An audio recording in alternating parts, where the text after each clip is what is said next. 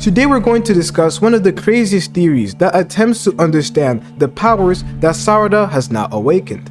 As in chapter 80, we have seen her awaken her Mangekyo Sharingan, but we didn't get a chance to see her use any of her abilities that day, and we won't be getting a chance until August, so I guess we have to be the ones to predict her abilities using the clues that Kijimoto has given us. So let's just jump into the theory. So ever since Sarada's Mangekyo Sharingan has been revealed, a lot of people have noticed the similarities between this sign right here and Sarada's Mangekyo Sharingan. They have also noticed the similarities between this sign right here and Ida's Dojutsu. People might say that the design for Sarada's Mangekyo Sharingan and this sign is not exactly the same. But the people who believe in this theory would say that when Sarada awakens her eternal Mangekyo Sharingan, it would look the same. But if you notice, all of these signs can be found in Tanoris Castle. So the first step in understanding what these signs might mean is to go and examine what Tanoris Castle might be hiding. So let's travel back to Tanoris Castle, where we find thousands of weird marks and symbols all around the castle.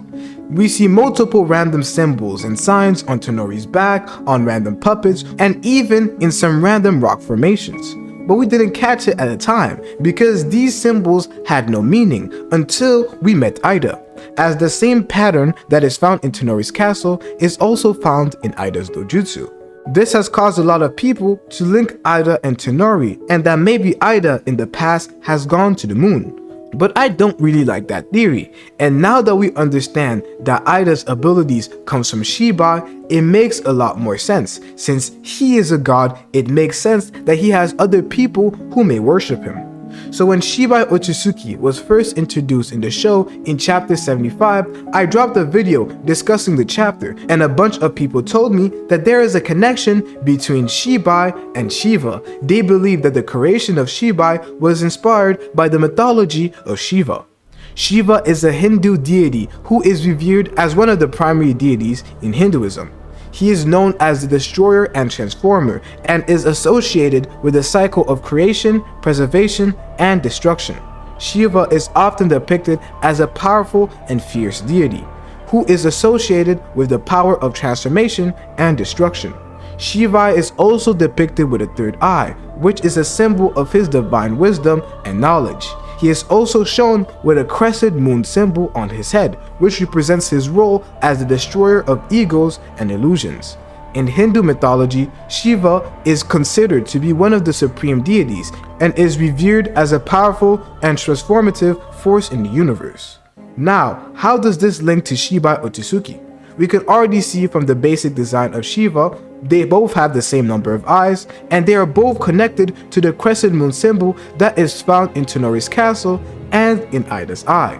But it is quite interesting to know that Shiva is also known as the destroyer god, because if you pay close attention to the war, you would notice that the war had two sides, those who wanted to protect the people on Earth and those who wanted to destroy them.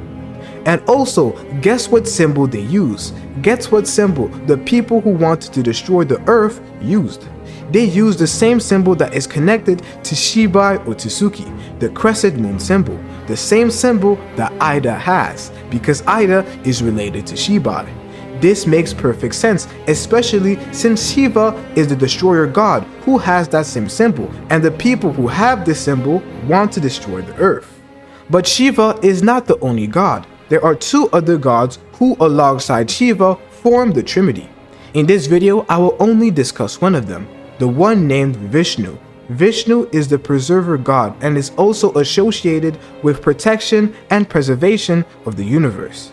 He is often depicted with 4 arms, which represent the 4 directions and the 4 elements. Like we know, Shiva is the destroyer god, and alongside Shiva, Vishnu, and another god, they form the Trinity, which represents the cycle of life and the independent nature of the universe, and is also a central concept in Hinduism. They are revered as ultimate deities and are seen as the source of all power, knowledge, and wisdom. Now, some of you guys may point out that Shiva and Vishnu are in constant conflict because one's job is to destroy while the other one's job is to preserve and maintain. Doesn't this conflict remind you of what happened in the war? In the war in the moon, there were two sides, one side that wanted to destroy Earth and the other side that wanted to preserve Earth. This is very interesting because although we don't know too much about them, we know what signs they use to represent each other. And it now all makes sense that the people who wanted to destroy Earth used the sign that is depicted with Shiva/Shiba OTSUTSUKI, and those who wanted to preserve Earth used the sign that is depicted with Vishnu. So this means that there is another god who represents Vishnu, just like Shiba OTSUTSUKI represents Shiva. So how does this apply to Sarada?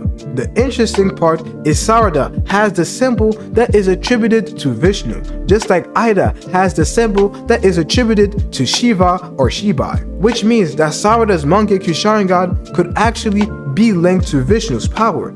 This would explain why Ida and Sarada are foreshadowed to fight, just like Vishnu and Shiva are constantly at odds with each other.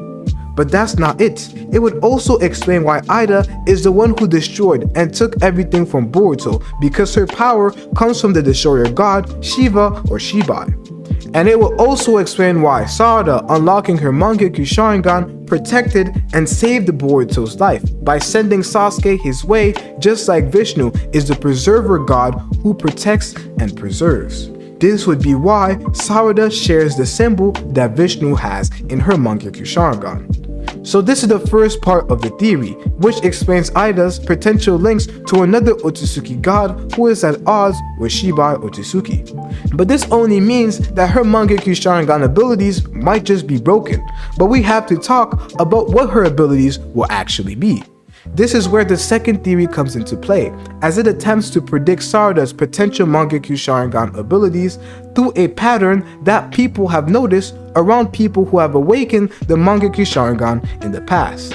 This theory is informed by me, and I heard it in a video from Troy, so if you guys find it interesting and want to hear more about it, you should probably watch this video in the link in the description. So the premise of this theory is that the Mangekyo Sharingan's abilities are derived from the deepest desires that the wielder is feeling at the moment that it is awakened. These desires have an impact on the ability and outcome of the Mangekyo Sharingan. This makes a lot of sense through the introduction of omnipotence, and we know it works through people's desires. So let me give you examples of this happening in real time. The first one we have is Obito. Obito at the time learned that Rin and Kakashi were in danger, so he wanted to go and save them. However, he wasn't fast enough. He couldn't get there in time. Obito's desire at the time was to be able to get there in time so that he could protect Rin and Kakashi, but he wasn't able to, and Rin ended up dying and Kakashi passed out. This desire was reflected by his Mangekyo Sharingan ability, where through his Mangekyo Sharingan, he would be able to teleport using time-space abilities to any location he desires. Using his Kamui, Obito now has the ability to protect the people he loves no matter how far they are, and also using his Kamui, that boulder would not have killed him and he would still be able to stay with his friends.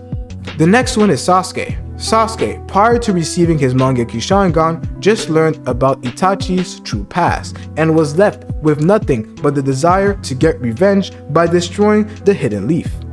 This is where he awakened the Amaterasu, which allowed him to wreak havoc and destroy anything just like he desired. He would use that power to destroy the Hidden Leaf. The same goes with Itachi, Shisui, and other people who have awakened the Mangekyo Sharingan, and if you want to find out how it links, you can go and watch Troy's video in the description. So what exactly does this mean for Sarada? What abilities will she be able to get? So one of Sarada's desire at the time was to convince her father that Boruto was actually the good guy. She also had this desire in the past where she wanted to convince Kawaki not to fight Boruto, which didn't end up working. So based off this theory, she would probably awaken some sort of crazy powerful genjutsu that would allow her to bring people to her side, completely control someone, and maybe turn them into her pawns. Another desire that Sarada possesses is to be strong and more useful. That first ability would definitely make her more useful, but we have to remember that genjutsu doesn't work on Ototsukis, so this ability wouldn't really be useful against Ototsukis. This means that the second ability should be able to damage Otsutsukis, so any type of ability that is strong enough and cannot be absorbed would probably end up working really well for Sarada's second MS ability. And this is where one of my subscribers sent me a beautiful theory explaining other possible abilities that Sarada could awaken. His name is Cool Guy. I don't know if he wants me to post his Discord, so I'll just tell you his name and the theory that he came up with. So he says that he has been recently thinking about Sarada's Mangekyo Sharingan abilities and her Mangekyo Sharingan design, the sun one that Kijimoto drew a long time ago. And if that ends up being her design and Kijimoto wanted it to relate to the sun, I think her powers should be related to the sun. Let me explain. So we know that the sun is an essential part of nature. What if her abilities were rooted in nature energy? For example, if she was able to manipulate her surroundings like trees, earth, land structures, basically making anything she needs to help her in combat but out of nature. She could also use her nature-based attacks such as natural fire, lightning, etc.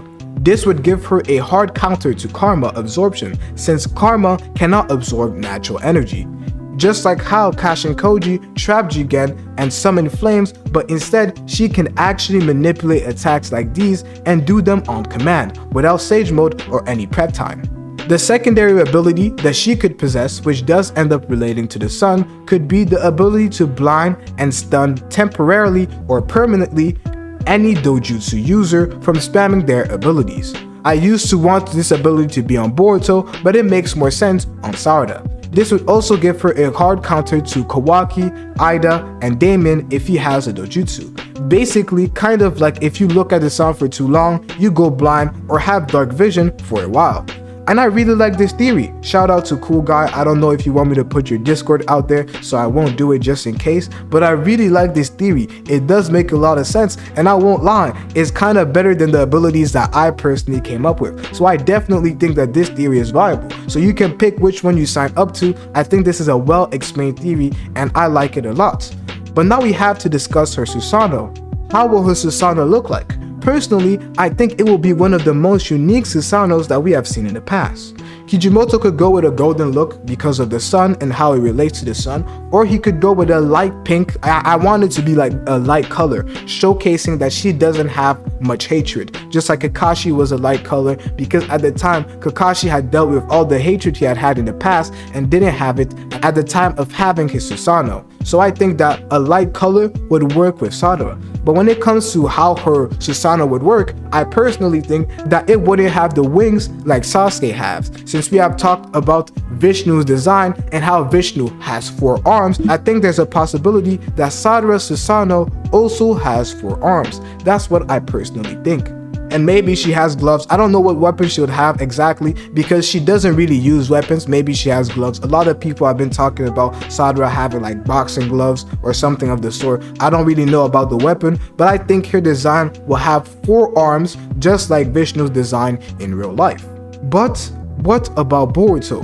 What type of broken abilities will Boruto possess? If you want to find out what broken abilities Boruto will have in the time skip, watch this video right here.